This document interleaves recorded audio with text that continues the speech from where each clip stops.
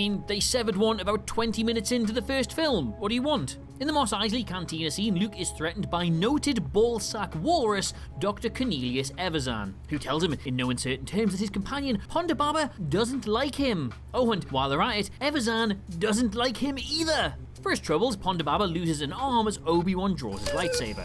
However, originally, he was to be decapitated in the middle of the bar, with his head then bobbing away across the floor. This was cut as it was deemed too violent for, you guessed it, a child-friendly movie. Also something about it being a bit bloodthirsty for an admittedly retired guardian of peace and justice. I don't know.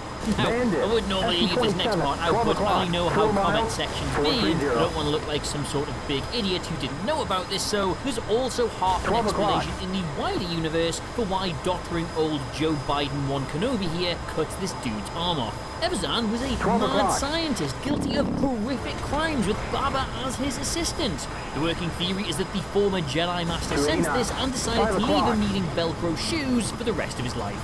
Number 3, Jango Fett's head was gonna fall out of his helmet. There's a lot of severed limbs and heads and stuff in this article. Adam, are you alright? Oh, I am, yes. It's just Star Wars has constantly fought this war with itself over how gruesome it wants to be, and I am merely the vessel for that knowledge because YouTube is both public service and art. Thank you for asking. Why not subscribe while you're here, and that way you can keep a better eye on me and make sure that I'm doing okay. And also because the content is good. Anyway, towards the end of Attack of the Clones, Jango Fett apparently hasn't seen a single Sam Jackson movie and goes at him with a tiny little blaster. 4 seconds later, he has had a dramatic haircut and his helmet bounces limply across the sand. In full view, of course, of his young son, clone, whatever he is. Now, you are smart. You're sitting there wondering how that helmet could presumably contain a head while it was still on his shoulders and then bounce empty a moment or so later. Well, can we just freeze and enhance? That is 2 shadows flying across the sand. One of the empty helmet and one of its former occupant. Now, where that lands, we aren't shown, but it flies through the air nonetheless. Originally though, and oh my god, this somehow gets worse, there should only have been 1 shadow, as Boba was storyboarded to pick up the helmet after the battle, only to have the decapitated head then slide out and onto the sand. Remember though, a kid's will. Number 2, Padme almost stabbed Anakin. Right, look, we need to talk about this. Padme is the toughest, strongest character in Star Wars. TikTok user Shaylo Red did the maths on this, and in Attack of the Clones, when she jumps off that pole onto this creature thing, she takes 44,000 newtons of force squarely onto her vagina. You need 4,000 to break the strongest bone in your body. Now I know, some of you nerds will be wanting to, well, actually that stat, but she factored in the correct gravity, work energy principle, and she literally has a vagina, so maybe just let that one go. Anyway, despite having a cooch seemingly made Beskar, Revenge of the Sith turns her into a stressed out, mobile side character whose entire involvement is to get pregnant and then die. What would have salvaged this, though, was the original plan to have her travel to Mustafar, confront Anakin just like we saw in the film, but this time, she's got a knife! You know, the sort of precaution a warrior queen would take, having just seen her squeeze slaughter all of his workmates. Yes, it's a far darker ending to their story, but it's at least one that makes sense. Number 1, executions on Coruscant with a light guillotine. Concept artist Adam Brockbank shared this picture on his Instagram account from the early stages of working on the script for The Rise of Skywalker.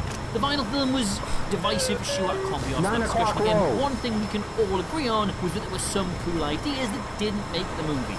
On Coruscant, the First Order has established a brutal hold on the people that still live there, engaging as you do in public executions. This light guillotine was a way to both frighten the local locale and connect those deaths to the Jedi themselves. The resurgence of gloom and the inspiration that could cause being something the First Order truly feared. That means this is literally a positive PR move on their part. This came from Colin Trevorrow's early script for Episode 9, but it was never meant to be.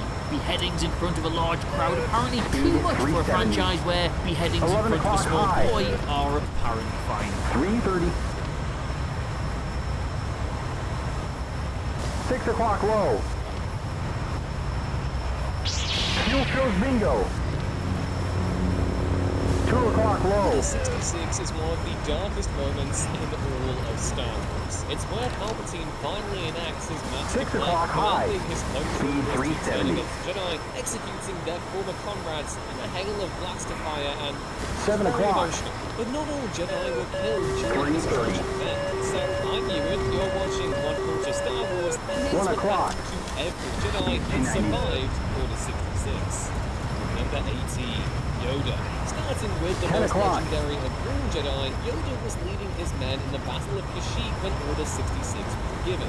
Clone Commander Grievous 7 had the o'clock. Jedi Master 2:40. drawing the short straw, but Yoda had already sensed it was happening through the Force and managed to escape alive.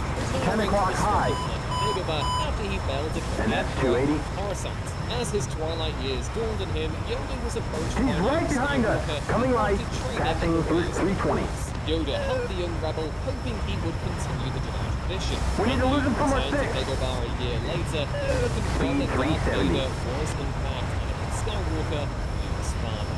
He died 430. peacefully on Luke's side. Number 70, We took a hit. Ahsoka Tano. Oh, During the majority she was of the heavily film, damaged. Ahsoka Tano was Get him off our back. Skywalker. She left the Jedi Order just before Order 66 was given after the whole framing by her best Shit, he's on our friend 6. thing. Time for that pilot And when it shit. was Coming right. executed, Ahsoka managed to flee from her fate with clone Captain Rex during the siege. He's on our 6. He's gonna The two fire. friends were separated, and the former Jedi went first into hiding on Tabasca, then on the moon Rada. When Rada You got was this. overrun Shoot by him. the Empire, Ahsoka fled and joined Bail Organa's Rebel Alliance as one of its The bandit members. is She took going the down. name Fulcrum and became leader of an intelligence network, supplying information to rebel cells all throughout the galaxy. She became particularly close to the crew of the Ghost, which included Kanan Jarrus and his new Padawan, Ezra Bridger. Ahsoka joined Kanan and Ezra in their venture to